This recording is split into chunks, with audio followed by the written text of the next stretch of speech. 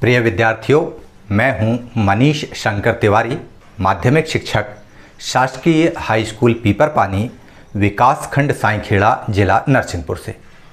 हम लोग पढ़ रहे हैं कक्षा 10 की सामाजिक विज्ञान और सामाजिक विज्ञान विषय के अंतर्गत आज हम उठा रहे हैं राजनीति विज्ञान की किताब को। जैसा कि आप लोगों को मालूम है कि सामाजिक विज्ञान की 4 किताबें आप लोगों को मिली हुई हैं। इसमें से एक किताब है राजनीति विज्ञान की। राजनीति विज्ञान के अंतर्गत पहला पाठ है सत्ता की साझेदारी। जी हाँ, इसी अध्याय को हमको आज पढ़ना है। जैसा कि पाठ का नाम है सत्ता की साझेदारी, अर्थात इसमें 3 शब्द हैं, सत्ता की साझेदारी। इसमें साझेदारी शब्द से आप लोग भली भांति परिचित होंगे, क्योंकि आप लोग विद्यालय में, घर में, परिवार में सभी चीज़ों को आपस में साझा करते हुए, एक दूसरे के साथ बांटते हुए उपयोग करते हैं। अब बात आती है सत्ता की कि आखिर सत्ता कहते किसे हैं। जब हम सत्ता को डिक्शनरी में खोजते हैं अंग्रेजी शब्द के लिए, तो वहाँ सत्ता के लिए शब्द मिलता है पावर, लेकिन पावर शब्द का हिंदी में अर्थ होता है शक्ति। तो शक्ति को सत्ता कहते हैं। लेकिन यदि हम सीधे सीधे कहें कि शक्ति को ही सत्ता कहते हैं, तो यह एक गलत परिभाषा होगी। सही परिभाषा यह है, कोई भी शक्ति सत्ता तब होती है जब उसे कानून के द्वारा वैधता प्राप्त होती है। ठीक है ना। इसी सत्ता की साझेदारी को हम 2 भागों में समझेंगे। आज सत्ता की साझेदारी के अंतर्गत पहला भाग। जैसा कि आप लोगों को बताया कि सत्ता की साझेदारी के लिए साझेदारी शब्द से आप लोग भले भांति परिचित हैं कि हमारे पास चॉकलेट, बिस्किट, पेन, पेंसिल इत्यादि जो भी सामग्री होती है, हम उसको अपने भाई बहनों में और मित्रों में बांट लेते हैं ताकि किसी के मन में असंतुष्टि ना हो। यह हो गई साझेदारी। अब यहाँ पर आती बात सत्ता की। तो साधारण रूप से सत्ता वह आचरण होता है जिसके आधार पर कोई शक्ति का प्रयोग कर सकता है।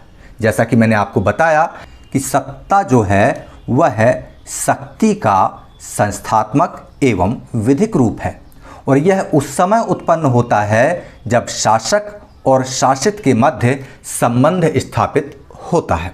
पिछली कक्षाओं को पढ़ने के दौरान हमने देखा था कि लोकतांत्रिक जो व्यवस्था होती है, उस व्यवस्था में सारी ताकतें किसी एक अंग के पास सीमित नहीं होती, बल्कि विधायिका, कार्यपालिका और न्यायपालिका, इन तीनों में सत्ता की ताकत को पूरी समझदारी के साथ संवैधानिक की व्यवस्था के अंतर्गत विभाजित कर दिया जाता है, विकेंद्रित कर दिया जाता है।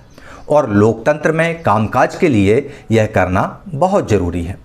इस किताब में ऐसी ही बातों को हम पढ़ेंगे, लेकिन आज हम जो कुछ भी पढ़ेंगे सत्ता की साझेदारी के अंतर्गत, उसको पढ़ने के बाद हम आखिर क्या जान पाएंगे, तो हम समझ पाएंगे सत्ता की साझेदारी को समझने के लिए 2 देशों का तुलनात्मक अध्ययन। यहाँ पर हम बेल्जियम और श्रीलंका का तुलनात्मक अध्ययन करेंगे। इनके अध्ययन को करने के बाद हम बेहतर तरीके से समझ पाएंगे कि सत्ता की साझेदारी क्यों जरूरी है। और जब सत्ता की साझेदारी अध्याय पूर्ण होगा, तब हम सत्ता की साझेदारी किन किन रूपों में की जा सकती है, सत्ता के साझेदारी के स्वरूप क्या हों, इनको भी हम समझ पाएंगे। इस पाठ के आरंभ में हम देखेंगे सबसे पहले बेल्जियम और श्रीलंका की घटनाओं को। हम जानेंगे बेल्जियम की भौगोलिक स्थिति को देखेंगे, इसके बाद वहाँ की सामाजिक, धार्मिक और आर्थिक स्थिति कैसी है वहाँ के नागरिकों की। इसके आधार पर फिर हम वहाँ की राजनीतिक स्थिति का आकलन करेंगे और फिर हम ये जान पाएंगे कि सत्ता की साझेदारी क्यों जरूरी है। तो चलिए हम आरंभ करते हैं। ये जो 2 देश हैं बेल्जियम और श्रीलंका, इसमें ये नक्शा है बेल्जियम का और ये नक्शा है श्रीलंका का। सबसे पहले हम जानते हैं बेल्जियम का परिचय। बेल्जियम जो है, इसके बारे में हमने भारत में राष्ट्रवाद का उदय इतिहास भाग के अंतर्गत पढ़ रहे थे, तब हमने देखा था कि किस तरह से यूनाइटेड किंगडम ऑफ नीदरलैंड से अलग होकर बेल्जियम एक स्वतंत्र राष्ट्र राज्य बनता है। इस स्वतंत्र राष्ट्र राज्य की स्थिति यूरोपीय महाद्वीप में है और यह यहाँ पर इस जगह पर बहुत ही एक छोटा सा देश है। इसको इस तरह से देख सकते हैं कि बेल्जियम यहाँ पर स्थित है। अगर हम बेल्जियम के क्षेत्रफल की बात करें तो यह जो है हमारे भारत देश का जो राज्य है हरियाणा, उससे भी छोटा है। बेल्जियम जो राष्ट्र है, बेल्जियम जो देश है, उसकी सीमाएं फ्रांस देश को स्पर्श करती हैं पश्चिम दिशा में, जबकि पूर्व में यह जर्मनी से लगा हुआ है। उत्तर में इसकी सीमाएं नीदरलैंड से जुड़ी हुई हैं। नीदरलैंड से ही यह अलग होकर स्वतंत्र राष्ट्र राज्य बना था। और एक बहुत छोटा सा देश लक्समबर्ग भी इसकी दक्षिण पूर्वी सीमा को स्पर्श करता है। जबकि हम इसके पश्चिमोत्तर भाग पर देखें तो यहाँ पर ऊपर ब्रिटिश आइलिस अर्थात ब्रिटिश द्वीप समूह स्थित है। ये तो हो गई बेल्जियम की भौगोलिक स्थिति। अब हम यहाँ की जनसंख्या की बात करें तो यहाँ की जनसंख्या जो है वह 1 करोड़ से थोड़ी ही ज़्यादा होगी। मतलब अगर हम हरियाणा से फिर तुलना करें तो इसकी जो जनसंख्या है वह हरियाणा से करीब करीब आधी है। लेकिन इस छोटे से देश की जो जातीय बुनावट है वह बहुत ज़्यादा जटिल है। चलिए हम देखते हैं बेल्जियम की जातीय बुनावट किस तरह की है। तो ये देखिए, ये आपका बेल्जियम का मानचित्र आपको दिखाई दे रहा है। यहाँ पर उत्तरी भाग की हम बात करें जिसको हम बोलते हैं फ्लेमिश इलाका। फ्लेमिश इलाका में 59% का मतलब होता है प्रतिशत, 59% लोग जो है वे डच भाषा बोलने वाले लोग हैं। ये उत्तरी भाग है, ये उत्तरी भाग जो है फ्लेमिश इलाका कहलाता है। जबकि बेल्जियम के दक्षिणी भाग जिसको वेलोनिया क्षेत्र कहते हैं, यहाँ पर 40% लोग फ्रेंच भाषा बोलते हैं। अब 1% बचा, वो 1% लोग हैं जर्मन भाषी जो कि बेल्जियम के पूर्वी इलाके में है। अब आपका एक क्षेत्र जो है वो बीच में ये छूट रहा है बेल्जियम की राजधानी ब्रसेल्स वाला। तो ब्रसेल्स जो है राजधानी क्षेत्र है और यहाँ पर फ्रेंच भाषा बोलने वालों की संख्या 80% है, जबकि डच भाषा बोलने वालों की संख्या केवल 20% है। तो इस तरह से पूरे देश में डच भाषी लोगों की संख्या अधिक है, जबकि राजधानी ब्रसेल्स में फ्रेंच भाषा बोलने वालों की संख्या अधिक है। तो ये वहाँ की जातीय बुनावट हो गई। अब हम बात करते हैं वहाँ की आर्थिक और सामाजिक स्थिति की कि ये जो डच और फ्रेंच भाषा भाषी लोग हैं इनकी सामाजिक और आर्थिक स्थिति बेल्जियम में कैसी है। बेल्जियम में डच भाषा बोलने वालों की संख्या ज़्यादा है, डेफिनेटली इनकी संख्या जो है वह है 59% है, लेकिन ये लोग आर्थिक रूप से कमज़ोर हैं। जबकि फ्रेंच भाषा बोलने वालों की संख्या डच भाषा बोलने वालों से 19% कम है, यानी 40% है, लेकिन ये लोग धनवान लोग हैं, इनकी आर्थिक स्थिति मजबूत है। तो यहाँ पर हमने देखा कि बेल्जियम में डच भाषा बोलने वालों की संख्या अधिक है लेकिन वे आर्थिक रूप से कमज़ोर हैं। फ्रेंच भाषा बोलने वालों की संख्या कम है लेकिन वे आर्थिक रूप से मजबूत हैं। ऐसी स्थिति में सन 1950 से और 1960 इन 2 दशकों में फ्रेंच भाषा बोलने वाला समूह और डच भाषा बोलने वाले समूह के बीच में तनाव बढ़ने लगा। इनके बीच में एक दूसरे के प्रति मनमुटाव बढ़ने लगा और यह मनमुटाव सबसे ज़्यादा दिखाई देता था राजधानी ब्रसेल्स में। यह बेल्जियम की समस्या थी। मतलब बेल्जियम की अगर हम समस्या की बात करें तो क्या निकल के आई? बेल्जियम की समस्या ये थी कि वहाँ पर बहुसंख्यक समुदाय था डच बोलने वाला, अल्पसंख्यक समुदाय था फ्रेंच बोलने वाला, लेकिन अल्पसंख्यक होते हुए भी ये लोग धनवान थे और डच भाषी लोग आर्थिक रूप से कमज़ोर थे। यह बेल्जियम की समस्या थी। अब हमने एक और देश के बारे में चर्चा की है आपसे आरंभ में, उस देश का नाम है श्रीलंका। चलिए हम ऐसी ही कुछ स्थिति की तुलना श्रीलंका से करके देखते हैं। श्रीलंका की भौगोलिक स्थिति को जान लें कि हमारे भारत देश से श्रीलंका की स्थिति कहाँ पर है।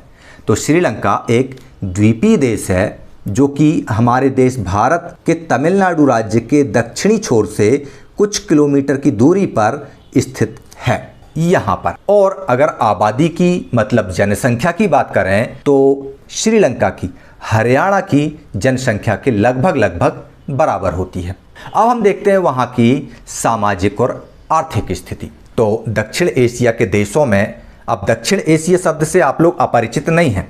क्यों नहीं हैं? क्योंकि क्लास 9th में, कक्षा 9 में हमने दक्षिण एशिया के बारे में बहुत अच्छे से जाना और समझा है जब हम भूगोल में पढ़ रहे थे।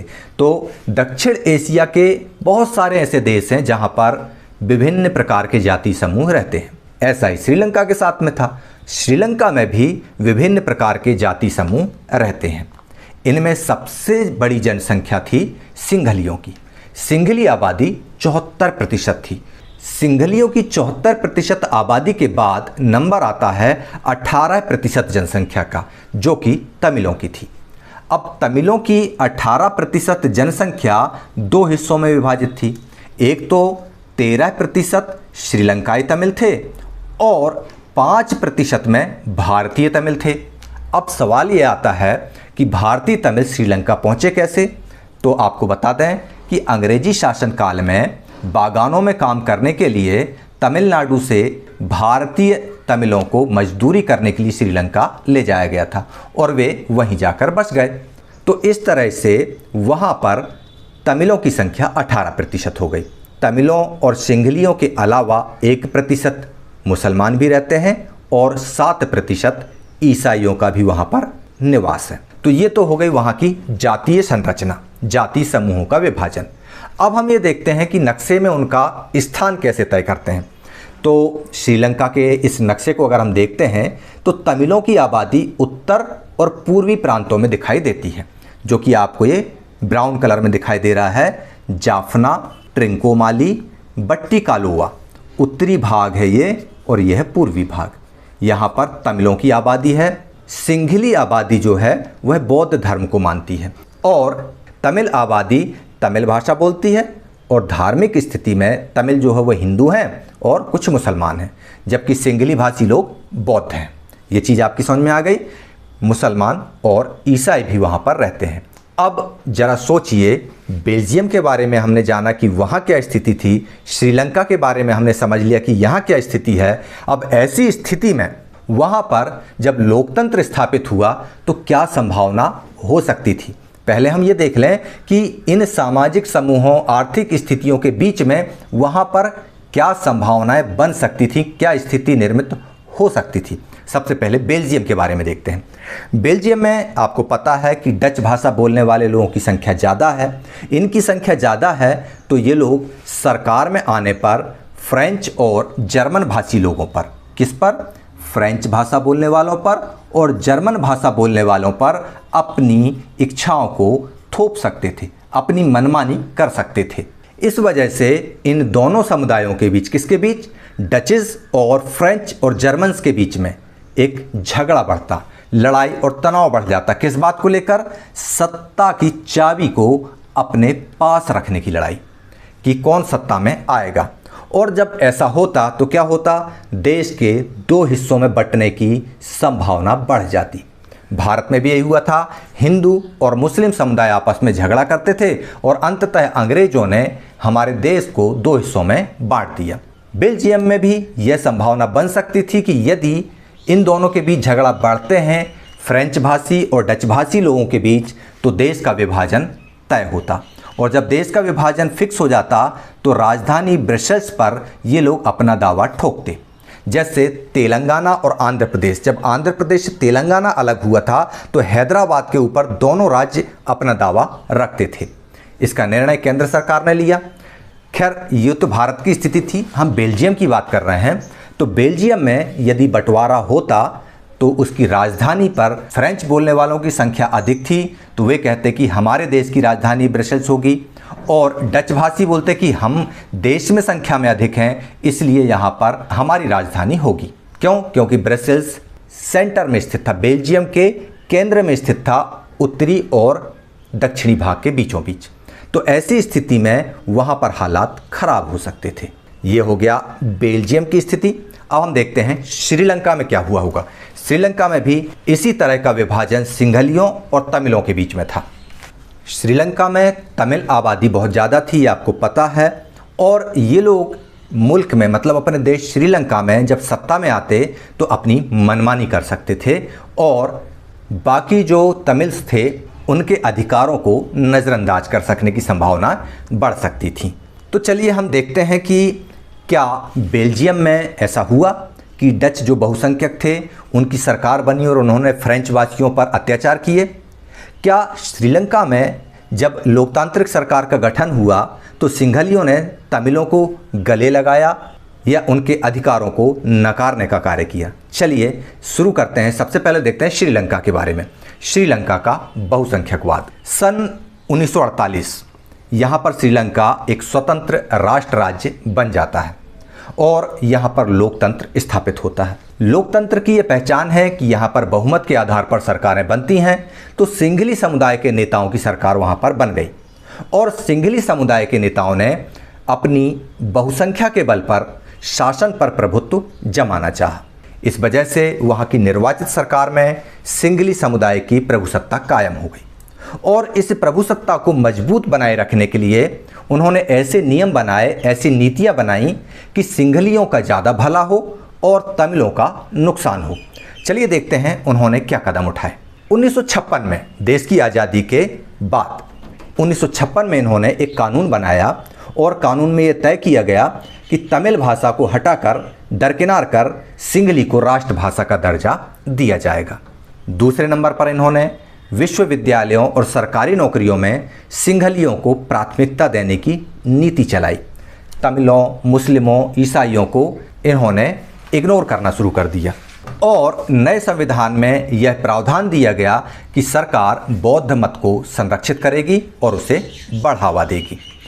इस तरह से इन फैसलों का तमिलों के ऊपर गहरा असर पड़ने वाला था। तमिलों के अंदर सरकार को लेकर के नाराजगी आ गई। शासन को लेकर उनके अंदर बेगानापन बढ़ने लगा, परायापन लगने लगा। उनको ये लगने लगा कि ये जो बौद्ध धर्मावलंबी सिंघली हैं, इनके नेतृत्व वाली सारी राजनीतिक पार्टियां हमारे भाषा और हमारी संस्कृति को लेकर असंवेदनशील हैं, इनको हमारी कोई परवाह नहीं है। तमिल भाषी लोगों को ये लगने लगा कि सरकार जो है संविधान में इस तरह की नीतियां बना रही है कि उनको कभी भी समान राजनीतिक अधिकार मिल ही नहीं पाएंगे। और तो और नौकरियों में भी या फ़ायदे के कोई दूसरे काम हों तो उनका और उनके बच्चों के योग्यता का अहित किया जा रहा है, योग्यता की अनदेखी की जा रही है। जब ये सारी चीज़ें तमिलों ने महसूस की तो इस वजह से तमिल और सिंघली समुदाय के संबंध बिगड़ते चले गए। तमिल समुदाय के लोग, चूँकि वहीं रहना था उनको, इसलिए वे चुपचाप तो रह नहीं सकते थे, तो उन्होंने अपनी मांगों के लिए अपनी आवाज़ उठाना शुरू की। आप फिर याद कीजिए फ्रांसीसी क्रांति, जिसमें गरीब पुरुषों को और महिलाओं को जब लोकतांत्रिक सरकार में अपने हक नहीं मिले तो वे अपनी मांगें उठाती हैं। उसके लिए वे लोग राजनीतिक पार्टियां बनाते हैं। तो यहाँ पर भी तमिलों ने भी यही किया। तमिलों ने भी अपने हितों की रक्षा के लिए राजनीतिक पार्टियां बनाई और तमिल को राजभाषा बनाने की मांग शुरू कर दी। और उन्होंने ये भी कहा कि जहाँ पर हमारी जनसंख्या ज़्यादा है, जहाँ हमारी आबादी ज़्यादा है, उस क्षेत्र को ऑटोनोमस क्षेत्र का दर्जा दिया जाए, उस क्षेत्र को स्वायत्तता प्रदान की जाए। साथ ही शिक्षा और रोजगार में समान अवसर हमको दिए जाएं। जब तमिलों की इन मांगों पर सिंघली सरकार ने कोई ध्यान नहीं दिया, कोई तवज्जो नहीं दी, लगातार इनकी मांगों को नकारा गया, तब 1980 के दशक में श्रीलंका के उत्तर पूर्वी इलाकों में, यहाँ पर ये जो आपको ब्लिंक करता हुआ दिख रहा है ना, ये उत्तर और ये पूर्वी इलाका। यहाँ पर उत्तर में क्या था, जाफना, यहाँ ट्रिंकोमाली और यहाँ बट्टी कालुआ। तो इन क्षेत्रों में इन लोगों ने स्वतंत्र तमिल ईलम बनाने की मांग की। ईलम का अर्थ होता है सरकार, स्वतंत्र तमिल सरकार बनाने की मांग की और इसके लिए इन्होंने ढेर सारे राजनीतिक संगठन बना डाले। अब जब ये लोग ऐसा करने लगे तो सिंघलियों के मन में तमिलों के प्रति और ही ज़्यादा विद्वेष की भावना भर गई और एक तरह से इन लोगों के बीच में बहुत ही ज़्यादा अविश्वास पनप गया और यह अविश्वास बड़े टकराव के रूप में सामने आया। यह बड़ा टकराव क्या था? यह बड़ा टकराव था सिंघलियों और तमिलों के बीच का। यह टकराव श्रीलंका में गृह युद्ध के रूप में सामने आया। दोनों पक्ष अस्त्र शस्त्र हथियार लेकर के एक दूसरे के सामने खड़े हो गए और इसका परिणाम ये हुआ इस गृह युद्ध का कि इसकी वजह से हजारों लोग मारे गए, अनेक परिवारों को अपना देश छोड़कर भागना पड़ा और लाखों लोगों की रोजी रोटी चौपट हो गई। इस तरह से श्रीलंका एक गंभीर संकट में फंस गया।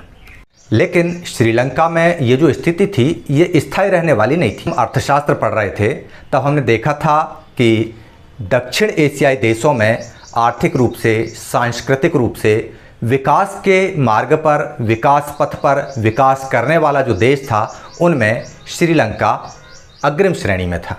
अर्थात उसने अपने इन हालातों पर काबू पाया और सन 2009 में श्रीलंका में गृह युद्ध समाप्त हो गया।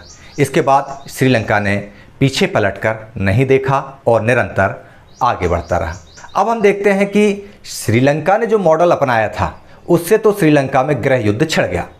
क्या बेल्जियम में भी ऐसा ही कुछ हुआ? चलिए देखते हैं, समझते हैं। बेल्जियम की समझदारी। बेल्जियम के नेताओं ने श्रीलंका के रास्ते से थोड़ा हट के फैसला किया।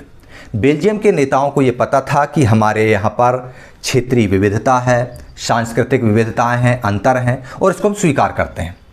हम ये मानते हैं कि हमारे यहाँ पर डच भाषी, फ्रेंच भाषी, जर्मन भाषी लोग रहते हैं और ब्रसेल्स राजधानी में भी यह अंतर पूरे देश के अंतर से उल्टा है। पूरे देश में डच भाषी अधिक हैं लेकिन राजधानी में डच भाषियों की संख्या कम है। इसे हम मानते हैं, स्वीकार करते हैं और इसके लिए हम ये वादा करते हैं कि इन सभी को समान अवसर उपलब्ध होंगे, किसी के साथ में भी बेईमानी नहीं होगी। और इसके लिए इन्होंने क्या किया, सन 1970 से लेकर के 1993 के बीच में अपने संविधान में 4 संशोधन किए। ये संशोधन क्यों किए गए? ताकि देश में रहने वाले किसी भी नागरिक को उस देश में परायापन महसूस ना हो, अपनेपन का एहसास हो और सभी लोग मिलजुल कर रह सकें। चलिए देखते हैं इन्होंने क्या संशोधन किए। इन्होंने सबसे पहले तो क्या किया कि जो केंद्रीय सरकार बनना थी उसमें डच भाषा बोलने वाले और फ्रांसीसी भाषा मतलब फ्रेंच भाषा बोलने वाले मंत्रियों की संख्या बराबर बराबर कर दी। जितने मंत्री डच भाषा बोलने वाले होंगे उतने ही फ्रेंच भाषा बोलने वाले होंगे।